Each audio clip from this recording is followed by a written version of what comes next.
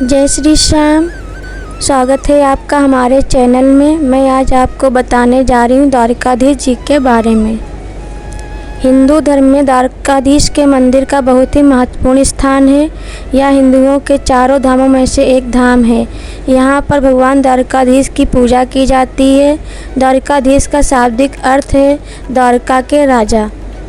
गुजरात राज्य में गोमती नदी के तट पर स्थित द्वारकाधीश का यह मंदिर भगवान कृष्ण को समर्पित है।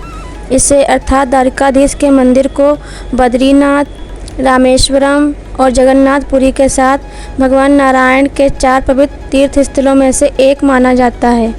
मान्यता है कि द्वापर युग में भगवान कृष्ण की राजधानी थी। पुराणों के अनुसार करीब 5000 साल पहले जब भगवान श्री कृष्ण ने द्वारका नगरी बसाई थी तो जिस स्थान पर उनका निजी महल यानी हरिगृह था वहीं पर द्वारकाधीश मंदिर का निर्माण हुआ। मंदिर के गर्भगृह में भगवान श्री कृष्ण की श्याम वर्णी चतुर्भुज प्रतिमा है जो चांदी के सिंहासन पर विराजमान है।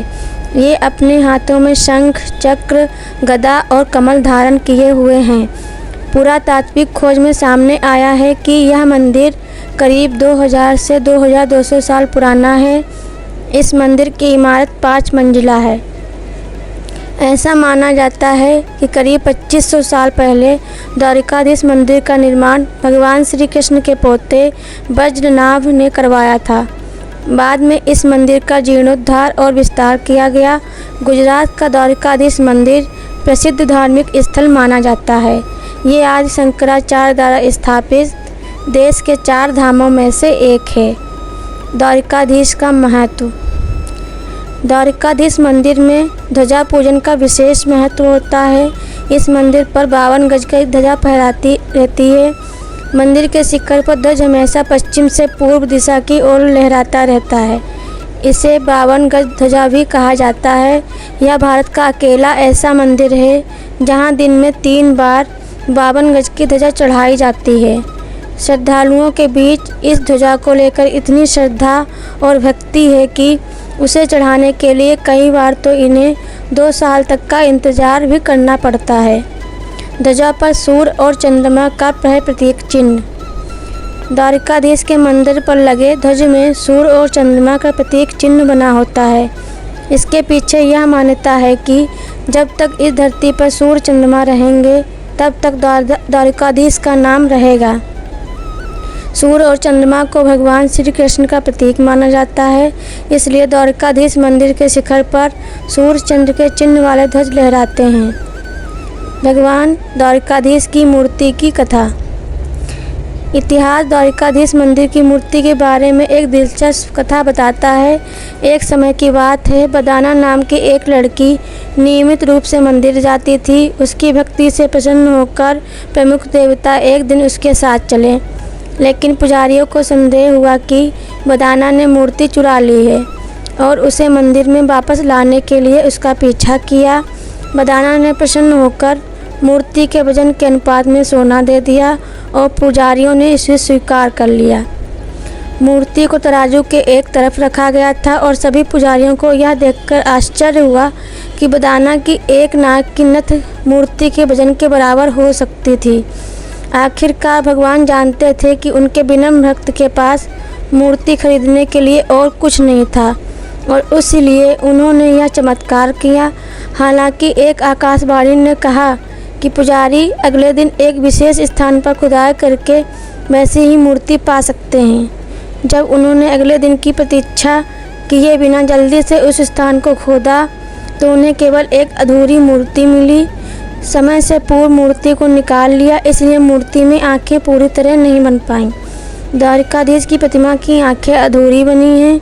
उस मूर्ति को द्वारका धाम मंदिर में पूजा जाता है। रुक्मिणी के तीर्थ की कथा। ऐसा माना जाता है कि द्वारका का निर्माण कृष्ण द्वारा समुद्र से प्राप्त भूमि के एक टुकड़े पर किया गया था। एक बार जब ऋषि दुर्वासा कृष्ण और उनकी पत्नी रुक्मिणी के पास गए तो उन्होंने उत्सुकता से उनके महल का दौरा किया। रास्ते में रुक्मिणी थक गई और उसने कुछ पानी मांगा, कृष्ण एक पौराणिक गड्ढा खोदकर गंगा नदी को उस स्थान पर ले आए जहाँ वे खड़े थे। इससे क्रोधित होकर ऋषि दुर्वासा ने रुक्मिणी को वहीं रहने का श्राप दे दिया जहाँ वह खड़ी थी। यह स्थान अब मंदिर में भी एक मंदिर है। श्री कृष्ण की द्वारिका नगरी के जल विलीन होने की कई पौराणिक कथाएं प्रचलित हैं। चलिए जानते हैं भगवान श्री कृष्ण की द्वारिका नगरी के डूबने के पीछे क्या वजह थी। श्री कृष्ण की द्वारिका नगरी के डूबने की मुख्य 2 वजहें मानी जाती हैं। पहला कारण है गांधारी का श्राप। पौराणिक कथा के अनुसार जरासंध द्वारा प्रजा पर होने वाले अत्याचारों को रोकने के लिए भगवान श्री कृष्ण मथुरा को छोड़कर चले गए थे। श्री कृष्ण ने समुद्र किनारे अपनी एक दिव्य नगरी बसाई। इस नगरी का नाम द्वारका रखा। माना जाता है कि महाभारत के 36 वर्ष बाद द्वारका नगरी समुद्र में डूब गई थी। महाभारत में पांडवों की विजय हुई और सभी कौरवों का नाश हो गया था। इसके बाद जब युधिष्ठिर का हस्तिनापुर में राज तिलक हो रहा था, उस समय श्री कृष्ण भी वहां मौजूद थे।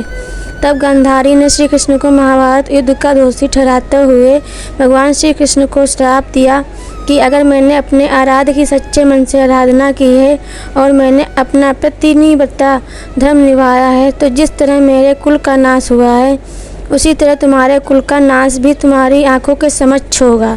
कहते हैं इस श्राप की वजह से श्री कृष्ण की द्वारिका नगरी पानी में समा गई। दूसरा कारण ऋषियों का श्राप। एक अन्य पौराणिक कथा के अनुसार एक बार महर्षि विश्वामित्र, देव ऋषि नारद, कर्ण द्वारका गए। तब यादव वंश के कुछ लड़के ऋषियों के साथ उपहास करने लगे। उपहास करने के प्रयोजन से श्री कृष्ण के पुत्र सांब को स्त्री वेश में ले गए और ऋषियों से कहा कि यह स्त्री गर्भवती है। आप इसके गर्भ में पड़ रहे शिशु के बारे में बताइए कि क्या जन्म लेगा। ऋषियों ने अपना अपमान होता देख श्राप दिया कि इसके गर्भ से मूसल उत्पन्न होगा और उस मूसल से समस्त यदुवंशी कुल का विनाश होगा। उसके पश्चात सभी यदुवंशी आपस में लड़ कर मरने लगे थे। सभी यदुवंशियों की मृत्यु के बाद बलराम ने भी अपना शरीर त्याग दिया था। श्री कृष्ण पर किसी शिकारी ने हिरण समझकर बाण चला दिया था, जिससे भगवान श्री कृष्ण देवलोक चले गए। उधर जब पांडवों को द्वारका में हुई अनहोनी का पता चला तो अर्जुन तुरंत द्वारका गए और श्री कृष्ण के बचे हुए परिजनों को अपने साथ इंद्रप्रस्थ लेकर चले गए। इसके बाद देखते ही देखते पूरी द्वारिका नगरी रहस्यमय तरीके से समुद्र में समा गई। जय श्री श्याम।